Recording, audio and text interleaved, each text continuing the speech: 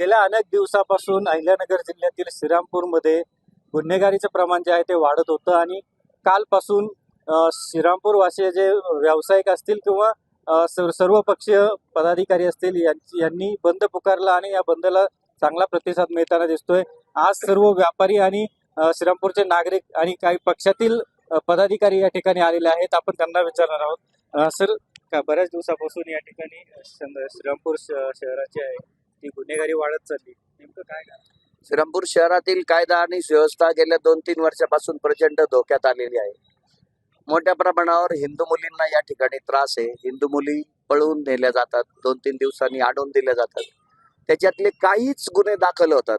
सगळ्या मुलींची आणि मुलींच्या कुटुंबियांची या ठिकाणी पोलीस स्टेशन पर्यंत येण्याची हिंमत नाही आणि आले तरी कारवाई होईल याची शाश्वती नाही। अनेक घटना आहेत। आता आकाश दुबेचा खून झाला। आकाश दुबे कोण आहे? हिंदूच आहे ना। आकाश दुबेला मारणारा कोण आहे? हिंदू गुंड आहे।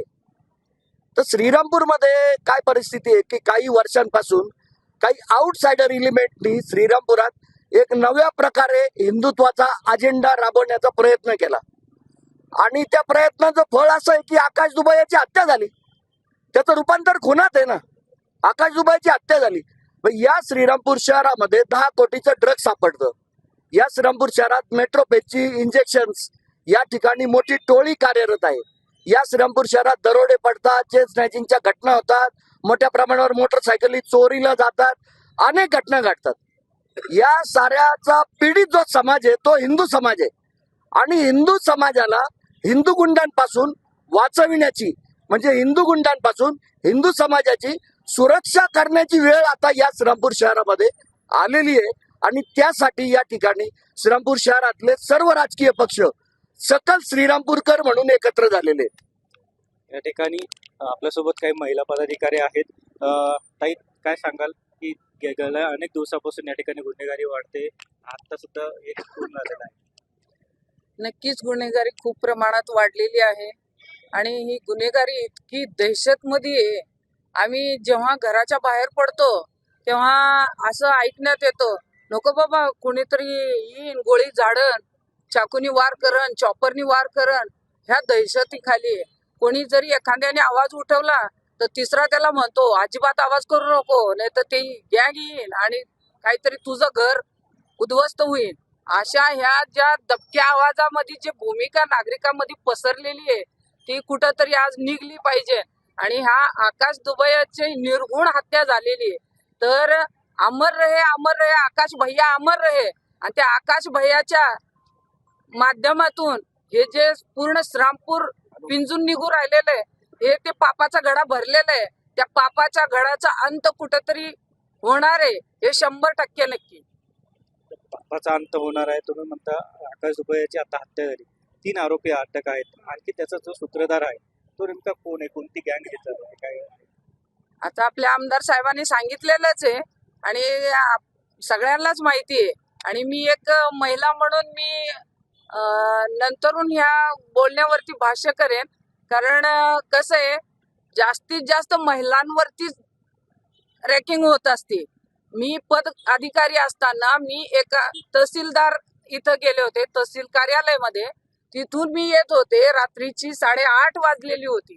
माझ्या पाठीमागं 2 माणसं होते।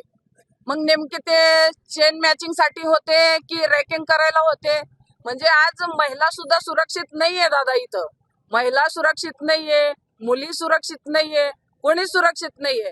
आणि असं वाटतं की बा आपला एकूणता एक मुलगा आहे, शाळेला जाईन, कॉलेजला जाईन, त्या आईला कुठंतरी भीती निर्माण होती।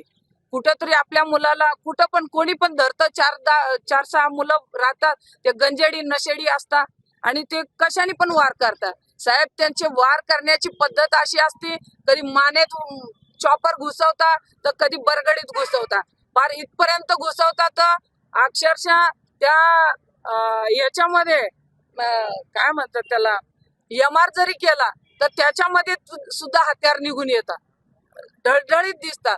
म्हणजे हे काय चाललंय? ते काय श्रीरामपूरचे बाप आहे का? हा, जर श्रीरामपुराच्या लोकांनी, श्रीरामपूर तालुका आणि श्रीरामपूर शहराच्या लोकांनी जर मनात घेतलं ना तू काय होतं आणि तुला काय झालंय हे तुला समजून येणार नाही. आणि हे मीडियाच्या माध्यमातून सांगते, आता जे आजपर्यंत केलेलं आहे, आता याच्या पुढे तुझं चाल करून देणार नाही. या ठिकाणी विद्यमान आमदार आपल्या सोबत आहेत. आमदार साहेब, ज्या दृष्टीने जे नाव घेत नाहीत किंवा टाळलं जाते नाव जाणून बुजून, काय जाणून बुजून नाही टाळलं जात. हे प्रशासनाची आणि शासनाला लाज वाटली पाहिजे की आपण एखाद्या चुकीच्या माणसाला कितपर्यंत पाठीशी घालावं. लोकांमध्ये त्यांनी जी मागच्या 3 वर्षापासून दहशत केलेली, त्यांच्यावरती 30 गुन्हे दाखल आहेत. त्यांना अटक होत नाहीत. नंतर बाकीचे गुन्हे दाखल करायला जातात, पोलीस सांगतात त्यांचं नाव घेऊ नका FIR मध्ये. ही काय पद्धत चालली आहे? असं शासन असतं का? आम्ही DG साहेब असतील, IG साहेब असतील, SP साहेब असतील, गृह राज्यमंत्री असतील, सगळ्यांना भेटलोय. त्यांचे सगळे कच्चे चिठ्ठे दिलेले आहेत. कशाची वाट बघत होता इतक्या दिवस? एक खून व्हायची निष्पाप मुलाची. काल आकाश दुबे याचा जो निष्पाप खून झाला त्याचा कुठेही संबंध नव्हता. त्याच्या अगोदर मागच्या जर 1 महिन्यात बघितलं तर वाळूच्या प्रकरणातनं आमच्या श्रीरामपूरमध्ये खून झाला. दुसरा खुनाचा प्रयत्न झाला. त्याच्यानंतर जवळपास 6 लोकांवरती हाफ मर्डर झाले आणि काल खून झाला. एका महिन्याच्या अंतरात जर 8 इतक्या घटना घडूनही जर प्रशासन जागा होत नसेल तर लोकांना भीती वाटणारच ना. आज श्रीरामपूर 2 दिवस बंद आहे. डॉक्टर असतील, वकील असतील, दुकानदार असतील, सगळ्यांना यांचा त्रास झालेला आहे. 2 नंबरचे सगळे धंदे, बिंगो असतील, दारूचे भटके असतील, त्यानंतर ड्रग्ज असतील, हे सगळे धंदे हे करतात, वाळूचे धंदे करतात. त्याच्यानंतर या ठिकाणी आज सांगितलं 2 पदाधिकारी, भाजपचे पदाधिकारी, शिवसेनेचे पदाधिकारी, यांचा सगळ्यांना त्रास आहे. यांनी कुठला पक्ष सोडला नाही, यांनी कुठली धर्म सोडला नाही, जात सोडले नाही. हिंदूंचं पांघरून घेतलं आणि त्याच्या पांघरुणाखाली यांनी सगळे 2 नंबरचे धंदे केलेले आहेत. आणि या सगळ्याचा सूत्रधार यांचा एकच हक्क आहे, त्या हक्कापर्यंत पोहोचावं, त्याच्यावरती मोका लावावा आणि यांना आत घालावा, अशी आमची सगळ्यांची मागणी. सगळे आका म्हणताय. काल मी मगाशीच नाव घेतलं ना, बेग टोळी याच्या मागे. आणि या बेग टोळीवरती सरकारने कारवाई केलीच पाहिजे. नाही केली तर श्रीरामपूरची आम जनता मुख्यमंत्र्यांना भेटायला जाईल आणि त्यांना घेराव घालेल. कारण आता आमचा हा अंत झालेला आहे. नक्कीच या ठिकाणी माजी आमदार आपल्या सोबत आहेत. ही जी घटना झालेली आहे, शेखर दुबाई यांच्या मुलाचे जे इथून खून झालेला आहे, त्यामागे श्रीरामपूरची जनता अतिशय चळचळलेली. हे कुठंतरी थांबलं पाहिजे. याच्या पाठीशी कोण आहे? म्हणजे जे प्रशासन आहे, हे डिपार्टमेंट आहे, यांचे कामं काय? हे जे 2 नंबरचे धंदे चालतात, यामध्ये यांनी लक्ष देऊन काम केलं पाहिजे. तर यांनी लक्ष दिलं नाही. पण हे 2 नंबरमध्ये हे गुंड पोहोचवण्याचं काम या पोलीस डिपार्टमेंटने केलेलं आहे. पोलीस डिपार्टमेंट सर्वसामान्य माणसाची दखल घेत नाही. केस जर गुन्हा दाखल करायला गेला तर गुन्हा लवकर दाखल करून घेतली नाही. आणि जरी गुन्हा दाखल केला तर 1-2 वर्ष त्यांना अटक केले जात नाही. म्हणजे अशा पद्धतीने या जिल्ह्यामध्ये काम चालू आहे. आणि म्हणून या श्रीरामपूर शहरामध्ये सर्व जाती धर्माचे लोक अतिशय गुन्ह्यागोविंदाने आतापर्यंत नांदत होते. आता असं काय घडलं की हिंदुत्ववादी. आता या ठिकाणी सगळे हिंदूच आहेत. याच्यामध्ये कोण वेगळे? मुस्लिम असं कोणी आपल्या महाराष्ट्र देशामध्ये राहणे सगळे हिंदूच आहे ना. मग याच्यामध्ये असा दुजा भाव कशाला पाहिजे? काय याच्यापासून असं काय नडलेले की अतिशय आतापर्यंत हे सगळं नवीन गाव आहे. आतापर्यंत गुणी गोविंदाने लोक राहत होते. कधी अशी घटना घडलेली नाही. आणि मग याच्या पाठीमागं हे राजकीय असेल किंवा नसेल हे मला माहीत नाही. परंतु पोलीस डिपार्टमेंटचा अतिशय मोठा हात आहे. म्हणजे वरून खालपर्यंत येते. इथं गुन्हा जर इथं घडला तर वरून डायरेक्ट फोन येतात की सोडून द्या. ही कुठली पद्धत आहे हो? ही गुन्हेगारी वाढवण्याची कुठली पद्धत आहे? या जिल्ह्यामध्ये अतिशय भयानक प्रकार चालू आहे. थांबला पाहिजे. आणि म्हणून आम्ही सर्व जनतेने निर्णय घेतला. बेमुदत आंदोलन या ठिकाणी सुरू आहे. माजी खासदार आपल्या सोबत आहेत. खासदार साहेब, कुठेतरी राजकीय पाठबळ मिळतं. या ठिकाणी गुंडगिरी संपली पाहिजे. आणि दहशत जी आहे त्या श्रीरामपूर तालुका आहे, शांतप्रिय तालुका आहे, व्यापाऱ्यांचा आहे, सर्वसाधारण लोक शांततेने राहतात. ही गुंडगिरी जर संपवायची असेल तर प्रशासनाला माझे आहे की अहिल्यानगर आणि श्रीरामपूर तालुक्यामध्ये सर्व 2 नंबरचे धंदे पहिले बंद केले पाहिजे.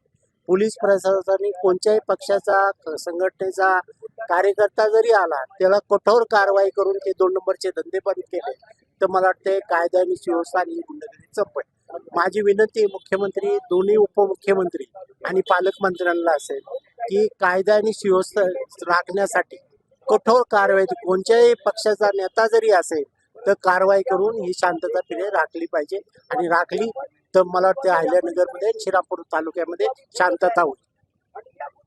नक्कीच आपण जर पाहिलं तर अहिल्यानगर जिल्ह्यातील श्रीरामपूर तालुक्यामध्ये बेकटोळी जी आहे ती बेकटोळी दहशत निर्माण करते असंच म्हणणं आमदारांचं आहे. आणि विशेष म्हणजे या टोळीवरती कठोरात कठोर कारवाई होऊन मकोका अंतर्गत कारवाई व्हावी अशी मागणी जी आहे ते सर्व पक्षांनी केलेली आहे. LS मराठीसाठी अमोल मतकर, श्रीरामपूर, अहिल्यानगर.